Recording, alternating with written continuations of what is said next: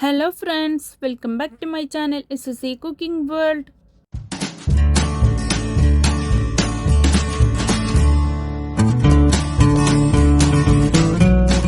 ഇങ്ങനെയാണ് നിങ്ങളുടെ മുമ്പിൽ വന്നിട്ടുള്ളത് നല്ല ടേസ്റ്റിയും ഹെൽത്തി ആയിട്ടുള്ള ഒരു ഈവനിങ് സ്നാക്കിൻ്റെ റെസിപ്പിയുമായിട്ടാണ് കേട്ടോ.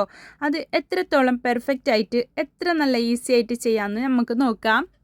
റെസിപ്പിയിലോട്ട് കടക്കുന്നതിന് മുമ്പായി നമ്മളുടെ ഈ ചാനൽ ഇതുവരെ സബ്സ്ക്രൈബ് ചെയ്യാതെയാണ് ഏതെങ്കിലും കൂട്ടുകാർ എവിടെയെങ്കിലും കണ്ടുകൊണ്ടിരിക്കുന്നുണ്ടെങ്കിൽ ഒന്ന് പോയി സബ്സ്ക്രൈബ് ചെയ്യാനും കൂടെയുള്ള കുഞ്ഞു ബെൽ ബട്ടൺ ഒന്ന് പ്രസ് ചെയ്ത് സപ്പോർട്ട് ചെയ്യാനും മറക്കല്ലേ. എന്നാലേ ഞാനിടുന്ന പുതിയ പുതിയ വീഡിയോസിൻ്റെ നോട്ടിഫിക്കേഷൻ നിങ്ങളിലെത്തുകയുള്ളൂ, നിങ്ങൾക്കത് അപ്പോഴപ്പോൾ തന്നെ കാണാനും പറ്റത്തുള്ളൂ. അപ്പോൾ ഇല്ലേ, നമുക്കിങ്ങനെ പഴംപോള, കായ്പോള അങ്ങനെയൊക്കെ പറയാം. അതുപോലെ ഒരു റെസിപ്പിയാണ്, അതും പഴുത്ത പഴം വെച്ചിട്ട് ഉണ്ടാക്കാൻ പറ്റുന്ന എളുപ്പത്തിലുള്ളൊരു സ്നാക്ക് റെസിപ്പിയാണ് കേട്ടോ ഇത് തയ്യാറാക്കാൻ വേണ്ടിയിട്ട് ഒരു പാന് ഞാൻ അടുപ്പത്ത് വെച്ചെടുത്തിട്ടുണ്ട്. അതിലേക്ക് 1/2 kg ഗീയാണ്. നല്ല ഗീ തന്നെ ഇട്ട് കൊടുത്തെങ്കിൽ നല്ല സ്മെല്ലുണ്ടാവും, അതുപോലെ തന്നെ നല്ല ടേസ്റ്റും ഉണ്ടാവും. അതൊരു 1 ടേബിൾ സ്പൂൺ ഞാനിതിലേക്ക് ചേർത്ത് കൊടുത്തിട്ടുണ്ട്. എന്നിട്ട് കാഷ്യൂനട്ടും കിസ്മിസും ഒന്ന് വറുത്ത് കോരി മാറ്റി വെക്കണം.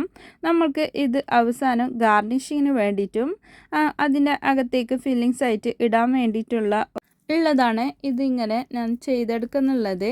അപ്പോൾ ഇത് നന്നായി റോസ്റ്റായി വന്നിട്ടുണ്ട്. നമ്മൾക്ക് ഇതിൽ നിന്ന് ഒരു പാത്രത്തിലേക്ക് കോരി മാറ്റി സൈഡിൽ മാറ്റി വെക്കാം.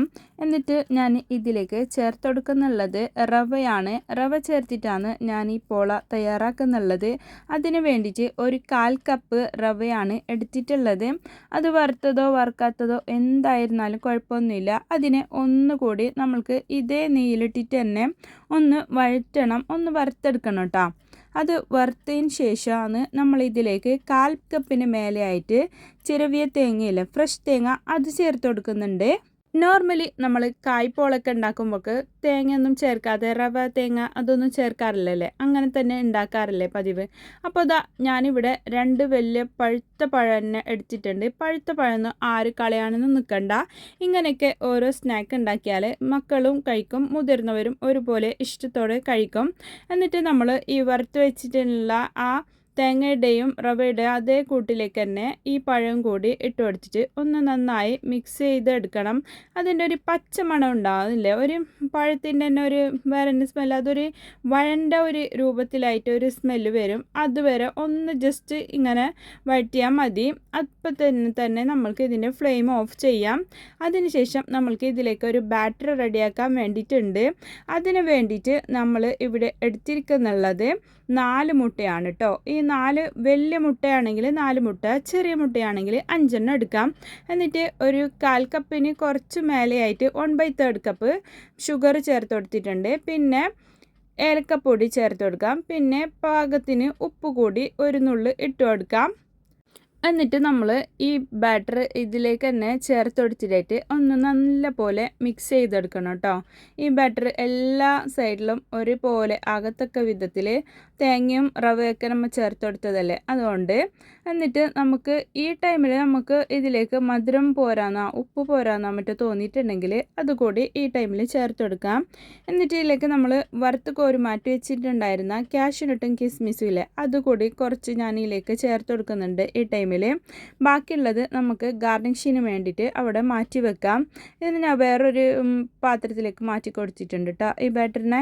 അത് എന്നിട്ട് സെയിം പാനിൽ തന്നെ കുറച്ച് ഗീ ചേർത്ത് കൊടുത്തിട്ട് അതിലേക്കാണ് ഞാൻ ഇതിനെ ഒഴിച്ചെടുക്കുന്നുള്ളത്. അപ്പോൾ അതിൻ്റെ അടിയിലേക്കായിട്ട് ഞാൻ ബിരിയാണിക്കൊക്കെ ദമ്മ് ചെയ്യുമ്പോൾ വെക്കുന്നില്ലേ, ആ സാധനം തന്നെ വെച്ച് കൊടുത്തിട്ടുണ്ട്.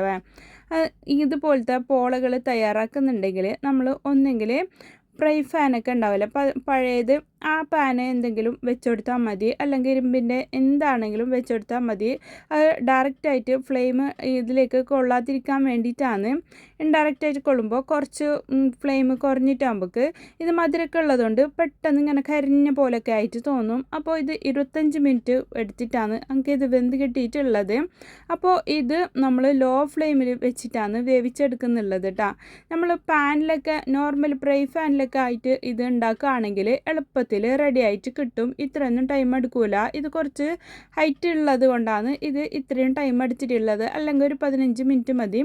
എന്നിട്ടായിട്ട് നമുക്ക് ഇതിനെ തിരിച്ചിട്ട് ഒരു പാനിലേക്ക് ആക്കി കൊടുത്തിട്ട് അടിഭാഗം കൂടി ഒന്ന് മുരിച്ചെടുക്കുക. അത്ര തന്നെ ഒരു 5 മിനിറ്റ് വേണ്ട, അത്രത്തോളേ ഇല്ലൂ. അപ്പോഴത്തേക്കും നമുക്ക് ഇവിടെ പെർഫെക്റ്റ് ആയിട്ട് കിട്ടിയിട്ടുണ്ട് നമ്മളുടെ പോള. അപ്പോൾ ഇതുപോലെ തയ്യാറാക്കാത്തവരുണ്ടെങ്കിൽ ഇന്ന് തന്നെ തയ്യാറാക്കിയിട്ട് നോക്ക്. പഴം കറുത്ത് പോയെന്ന് പറഞ്ഞിട്ട് ആര് കളയാണെന്നും നിൽക്കണ്ട. വിരുന്നുകാർക്ക് വീട്ടിലേക്ക് എളുപ്പത്തിൽ പെട്ടെന്ന് വരുമ്പോഴേക്ക് എളുപ്പത്തിൽ ചെയ്യാൻ പറ്റുന്ന ഒരു റെസിപ്പിക്ക് വേണ്ടിയാണ് ഇത്. ഈസി ആയിട്ട് ചെയ്യാൻ പറ്റുന്ന റെസിപ്പി, നല്ല പെർഫെക്റ്റ് ആയിട്ട് തന്നെ നമുക്കിത് കിട്ടുന്നുമുണ്ട്. നമുക്കിത് രാവിലെ ബ്രേക്ക്ഫാസ്റ്റ് ആയിട്ടും അതുപോലെ തന്നെ മക്കൾക്ക് സ്കൂളിൽ ടിഫിൻ ബോക്സിലേക്ക് ലഞ്ച് ബോക്സിൽ കൊടുക്കാനും പറ്റിയ ഒരു നല്ല റെസിപ്പി കൂടിയാണ്. ഇതിലേക്ക് ഷുഗറിന് പകരം നമ്മൾക്ക് ശർക്കര വേണമെങ്കിൽ ചേർത്ത് കൊടുക്കാം. പക്ഷേ അതിൻ്റെ ടേസ്റ്റ് ഒന്ന് വേറെ ആയിട്ട് പോകുന്നുണ്ട്. കാരണമാണ് നമ്മൾ ഇവിടെ ഷുഗർ തന്നെ ചേർത്ത് കൊടുത്തിട്ടുള്ളത്. ഇതാ കണ്ടില്ലേ, നല്ല അടിപൊളിയായിട്ടുള്ള പഴംപോള ഇവിടെ റെഡി ആയിട്ടുണ്ട് കേട്ടോ.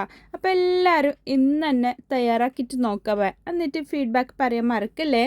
പഴുത്ത് കറുത്ത പഴം വെച്ചിട്ട് ഒരുപാട് റെസിപ്പീസ് ഞാൻ ഇതിനു മുമ്പും അപ്ലോഡ് ചെയ്തിട്ടുണ്ട്.